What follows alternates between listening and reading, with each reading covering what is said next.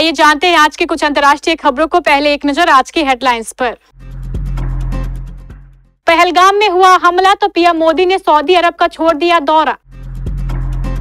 मैं बच गया क्योंकि कलमा पढ़ सकता था, हिंदू प्रोफेसर ने बताया पहलगाम आतंकी हमले में कैसे बची जान। पाकिस्तान देगा करारा जवाब, भारत में पाकिस्तान के पूर्व उच्चायुक्त को खाने लगा भारत के हमले का खौफ, दी गीदर भभकी। कानपुर तो नहीं बल्कि बिहार जाएंगे पीएम मोदी, दे सकते हैं देश को बड़ा मैसेज। यूक्रेन को ट्रंप का फाइनल ऑफर, जेडी वेंस ने दी चेतावनी। 10 सालों तक बचाए पैसे तब जाकर शख्स ने खरीदी कार, देखते ही देखते हो गई स्वाहा। पीएम हाउस पर सीसीएस की बैठक शुरू, पहलगाम हमले के आतंकियों को लेकर होगा बड़ा फैसला। आलिया भट्ट पर बिगड़े सौतेले भाई राहुल के बोल। केसरी 2 को मिला सस्ते टिकट का फायदा, मंगलवार को बढ़ी कीमत। और 27 करोड़ी ऋषभ पंत फिर शून्य पर आउट। भारत के प्रधानमंत्री नरेंद्र मोदी मंगलवार दोपहर बाद सऊदी अरब के 2 दिवसीय दौरे पर जेदा पहुंचे थे।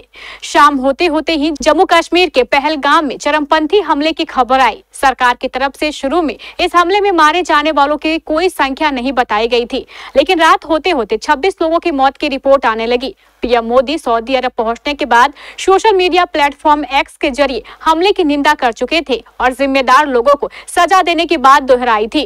रात के 11 बजे थे कि खबर आई कि पीएम मोदी सऊदी अरब का दौरा बीच में ही छोड़ स्वदेश लौट रहे हैं।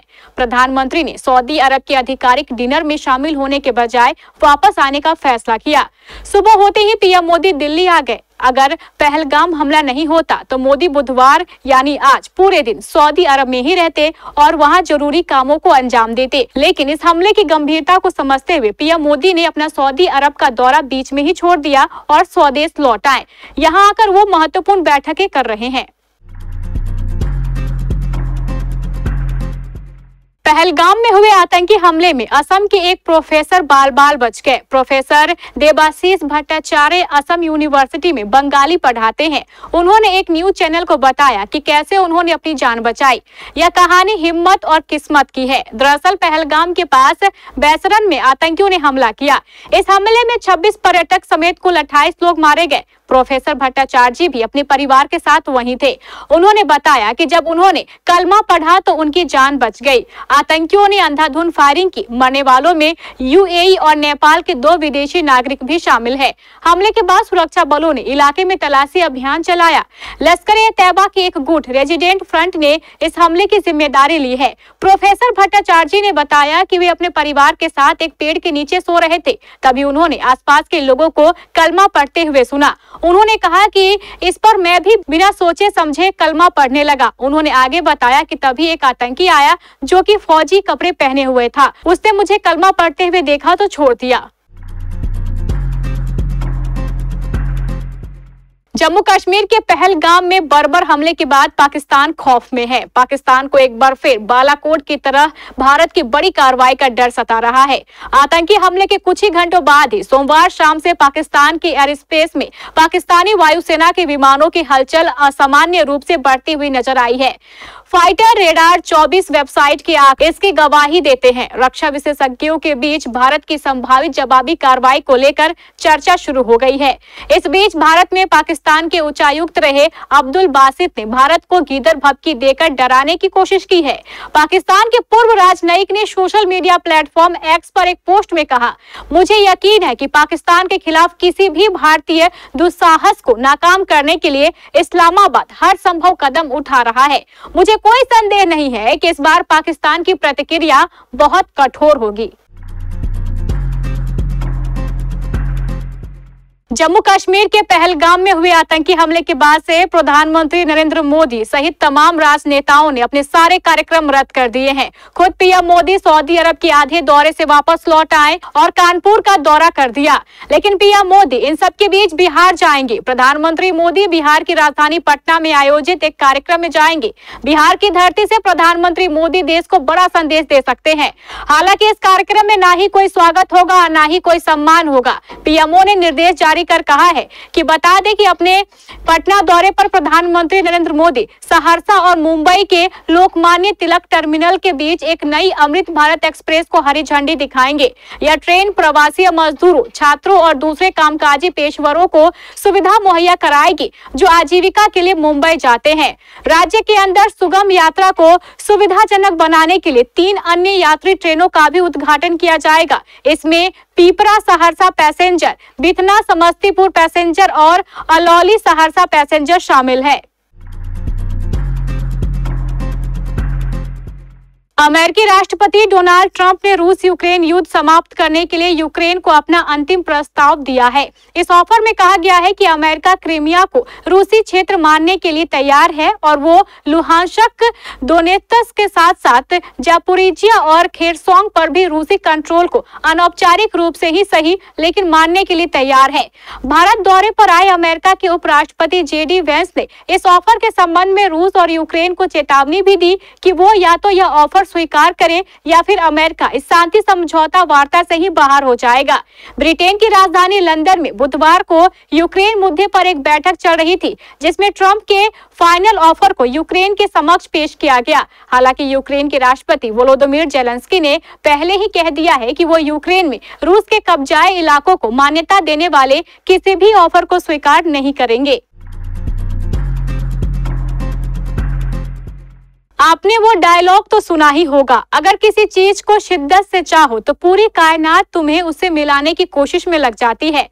पर सोचिए कि इतनी शिद्दत से चाही हुई कोई चीज मिलने के बजाय दूर हो जाए तो क्या होगा। ऐसा ही एक शख्स के साथ जापान में हुआ। बेचारे ने 10 सालों तक पैसे बचाए, पाई पाई जुटाई और तब जाकर उसने अपनी मनपसंद कार को 2.5 करोड़ रुपए में खरीदा। मगर उसकी किस्मत इतनी बुरी थी कि गाड़ी डिलीवरी होने के सिर्फ 1 घंटे के अंदर वो स्वाहा हो गई। द वेबसाइट की रिपोर्ट के अनुसार जापान के रहने वाले 33 साल के हांगकांग एक म्यूजिक प्रोड्यूसर है। उन्हें फरारी 458 स्पाइडर कार बहुत पसंद थी। 10 सालों तक उन्होंने उस कार के लिए पैसे जुटाए और 16 अप्रैल को वो कार 2.5 करोड़ रुपए में खरीदी। उन्हें कार डिलीवरी हुई और वो उसे लेकर लौटने लगे। पर जब वो टोक्यो के शूटो एक्सप्रेसवे पर थे तब अचानक उन्होंने देखा कि गाड़ी में आग लग गई। वो गाड़ी छोड़कर बाहर निकले, देखते ही देखते गाड़ी धू धू कर जलने लगी। जम्मू कश्मीर के पहलगाम में मंगलवार को हुए आतंकी हमले के बाद केंद्र सरकार एक्शन मोड में आ गई है। पीएम आवास पर प्रधानमंत्री नरेंद्र मोदी की अध्यक्षता में कैबिनेट कमेटी ऑन सिक्योरिटी की अहम बैठक चल रही है। बैठक में रक्षा मंत्री राजनाथ सिंह, गृह मंत्री अमित शाह, वित्त मंत्री निर्मला सीतारमण, विदेश मंत्री एस जयशंकर, राष्ट्रीय सुरक्षा सलाहकार अजय डोभाल, कैबिनेट सचिव और रक्षा सचिव मौजूद है। सूत्रों के अनुसार इस बैठक में पहलगाम हमले के जवाब में कड़े कदम और पाकिस्तान के खिलाफ एक्शन प्लान पर फैसला हो सकता है। पहलगाम के बैसरन घाटी में हुए आतंकी हमले में आतंकियों ने स्टील बुलेट्स का इस्तेमाल कर निहत्थे पर्यटकों पर अंधाधुंध गोलीबारी की। इस हमले में मारे गए लोगों में भारत के विभिन्न राज्यों महाराष्ट्र, गुजरात, कर्नाटक, तमिलनाडु, ओडिशा के पर्यटकों के साथ साथ UAE और नेपाल के 2 विदेशी नागरिक भी शामिल है। आतंकी संगठन द रेजिडेंट फ्रंट, जो लश्कर-ए-तैयबा का सहयोगी है, ने इस हमले की जिम्मेदारी ली है। खुफिया सूत्रों ने बताया है कि हमले का मास्टरमाइंड लश्कर-ए-तैयबा का डिप्टी चीफ सैफुल्लाह खालिद हो सकता है। आलिया भट्ट के सौतेले भाई राहुल भट्ट ने हाल ही में एक इंटरव्यू में न सिर्फ एक्ट्रेस की तुलना अपनी सगी बहन से की बल्कि ये भी कहा कि वो उनके आगे कुछ भी नहीं है। राहुल भट्ट ने कहा कि शक्ल और टैलेंट में आलिया भट्ट पूजा भट्ट की आधी भी नहीं है। इसी दौरान उन्होंने रणबीर कपूर पर भी अटपटा बयान दिया। हाल ही में एक निजी चैनल को दिए इंटरव्यू में राहुल भट्ट ने कहा कि आलिया भट्ट भट्ट परिवार को लेगेसी को आगे बढ़ा रही है। इस पर राहुल ने कहा, अगर आप मुझसे पूछेंगे तो मेरे ख्याल में वो मेरी सगी बहन के आगे आधी भी नहीं है, ना तो टैलेंट, ना तो लुक और ना तो सेक्सीनेस में। मेरी सगी बहन के सामने पानी कम चाय। अगर आप हम सभी भाई बहनों में पूछेंगे कि सबसे ज्यादा टैलेंटेड कौन है या सबसे ज्यादा मोर्सोलिस्ट कौन है तो वो पूजा है। आगे राहुल भट्ट ने यह भी कहा कि पूजा भट्ट ही उनके पिता की लेगेसी को आगे ले जाने वाली असल उत्तराधिकारी है। अक्षय कुमार, अनन्या पांडे और आर माधवन की फिल्म केसरी 2 को पहले ही दिन से बहुत पॉजिटिव वर्ड ऑफ माउथ मिल रहा है, मगर इतनी तारीफों के बावजूद जालियांवाला बाग की कहानी पर बेस्ड ये फिल्म बॉक्स ऑफिस पर बहुत दमदार तरीके से परफॉर्म नहीं कर पा रही है। पहले वीकेंड में ठीक ठाक कमाई करने के बाद केसरी 2 ने सोमवार को बॉक्स ऑफिस पर कमाई में बड़ी गिरावट दी है, मगर मंगलवार इस कमी के लिए एक बड़ा इलाज देखा गया। पीवीआर थिएटर्स के ब्लॉकबस्टर ऑफर में मंगलवार को टिकटों की कीमत 99 रुपए से 149 रुपए के बीच रही। इसका असर केसरी 2 के कलेक्शन पर नजर आया। करीब 30 करोड़ रुपए का वीकेंड कलेक्शन करके आ रही केसरी 2 ने सोमवार को 4.5 करोड़ रुपए का कलेक्शन किया। रविवार के 11.70 करोड़ के मुकाबले मंडे कलेक्शन लगभग 65% कम था, लेकिन मंगलवार की रिपोर्ट बता रही है कि फिल्म ने 5वें दिन बॉक्स ऑफिस पर सॉलिड कलेक्शन किया है। 22 अप्रैल को लखनऊ सुपर जायंट्स और दिल्ली कैपिटल्स के बीच में जोरदार मुकाबला हुआ। यह मुकाबला उत्तर प्रदेश की राजधानी लखनऊ के एकाना स्टेडियम में खेला गया। इस मैच में दिल्ली कैपिटल्स ने लखनऊ सुपर जायंट्स को हराकर अपनी जीत दर्ज की। दिल्ली कैपिटल्स के कप्तान केएल राहुल का समर्थन करने के लिए प्रदेश के कोने कोने से दर्शक पहुंचे थे। जहां एकाना स्टेडियम बिल्कुल हाउसफुल था, एक भी कुर्सी खाली नहीं थी। इस दौरान केएल राहुल के नाम के पोस्टर भी लोगों के हाथों में लेकर खुशी का इजहार किया। लखनऊ सुपर जायंट्स ने 6 विकेट पर 159 रन बनाए थे। यही दिल्ली कैपिटल्स ने 2 विकेट पर 161 रन बनाकर जीत दर्ज की। दिल्ली के कप्तान केएल राहुल ने 42 गेंदों पर 57 रन की दमदार पारी खेली, जबकि ऋषभ पंत 0 पर आउट हो गए। बता दें कि इस सीजन में ऋषभ पंत ने 9 पारियों में अब तक कुल 106 रन ही बनाए हैं।